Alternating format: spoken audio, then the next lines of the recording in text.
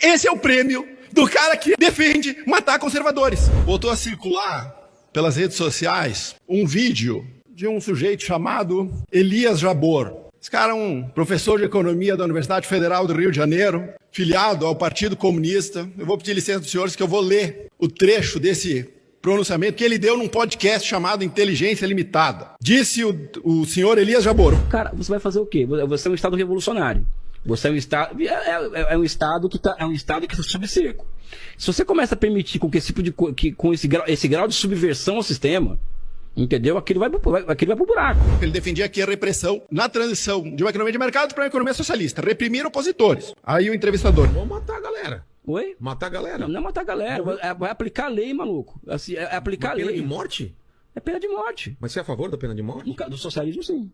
Por que essa diferenciação do socialismo para não... Porque no capitalismo que morre é pobre com a pena de morte. E pobre não morreu também no socialismo? Não, muito pelo contrário. Os caras que eram mortos não eram pobres? Olha, todo mundo é pobre. Não. Quem morreu é pobre. Tudo bem, mas eram pobres, né, a serviço de uma potência estrangeira. Então aí é justificado? Eu acho que sim. Isso é um professor da Universidade Federal do Rio de Janeiro. Esse foi um pequeno trecho citado por esse cidadão num podcast, um dos podcasts de maior audiência do país. Inventamos agora, deputado Rodrigo, o fuzilamento do bem.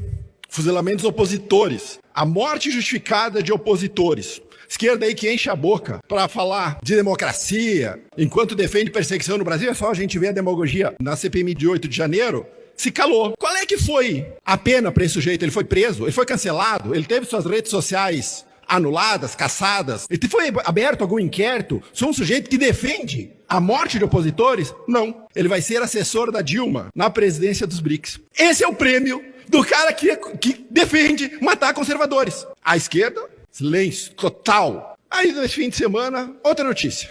Cuba, uma ONG lá chamada Fundação para Direitos Humanos de Cuba, acusa Cuba de vender jovens para a Rússia na guerra contra a Ucrânia. Olha a acusação. $1.000 custa um jovem que vai morrer na Rússia, segundo essa ONG, a mando do governo castrista. Mais barato do que os mais médicos. Custa $2.000, mais ou menos. Essa é a lógica do comunismo. O maior produto de exportação desse regime são as pessoas. Até onde eu saiba, exportar pessoas ou vender pessoas é escravidão. É isso que promete o regime castrista, que tem muitos fãs aqui nessa casa. Terceira notícia. Irã. O presidente do Irã vai fazer uma visita a Nicolás Maduro. Ibrahim Raisi. Eu vou ler também a declaração do presidente iraniano. A relação entre Irã e Venezuela não é uma relação diplomática normal, mas uma relação estratégica entre dois países com interesses, visões e inimigos comuns. Esta fala do presidente iraniano falando a Nicolás Maduro também serve a Lula. Lula é um antigo aliado do regime iraniano.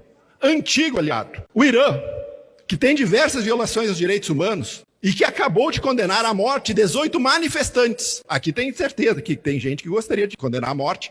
Também manifestantes que protestavam contra o regime por conta da morte de uma jovem pela polícia porque estava usando o véu de maneira inadequada. O Irã, que mata mulheres por apedrejamento, por adultério. Sabe o que as feministas fazem contra o Irã e contra essa aproximação do governo Lula e o governo iraniano? Nada. E é tão próxima a relação que 2 navios de guerra aportaram no Rio de Janeiro, permitido pelo presidente Lula. Essa é a nossa proximidade. E por que eu estou falando de Cuba, Irã, Nicarágua, Venezuela, Cuba? Aliás, Nicarágua, Venezuela, Cuba é a agenda do presidente iraniano. Por que a gente fala disso? Porque do dia 29 a dia 2 de julho, toda essa patota aqui vai estar reunida no Foro de São Paulo, em Brasília, que vai cobrar entrada em dólar, não yuan, porque comunista bom gosta de dólar. Vamos cobrar entrada em dólar.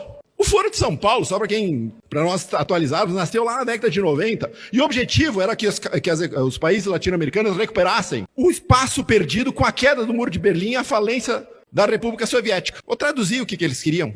Eles querem achar um hospedeiro para financiar ditaduras comunistas na América Latina. Vocês sabem quem é o hospedeiro da vez? O Brasil. Foi no início dos anos 2000, nos primeiros e segundo governo Lula, e aí tá as obras em Cuba, o metrô de Caracas. Tá aí o Brasil financiando essas ditaduras e volta agora no terceiro governo Lula, de novo, defendendo dinheiro para a Argentina, defendendo ajuda à Venezuela, defendendo dinheiro para Cuba. O Foro de São Paulo está aqui porque ele veio buscar dinheiro dos brasileiros. Essa é a agenda externa hoje do governo Lula. Não é a agenda externa dos brasileiros que repudiam esse tipo de ditadura e esse tipo de prática. É a agenda externa vinculadas a um projeto de poder. Qual é a diferença? A diferença é que dessa vez não vai ser feito, este projeto não vai andar sem oposição e sem gente na rua. Os brasileiros irão protestar nas ruas contra esse desgoverno que quer esfolar os brasileiros de impostos para repassar dinheiro a ditaduras comunistas e sanguíneas.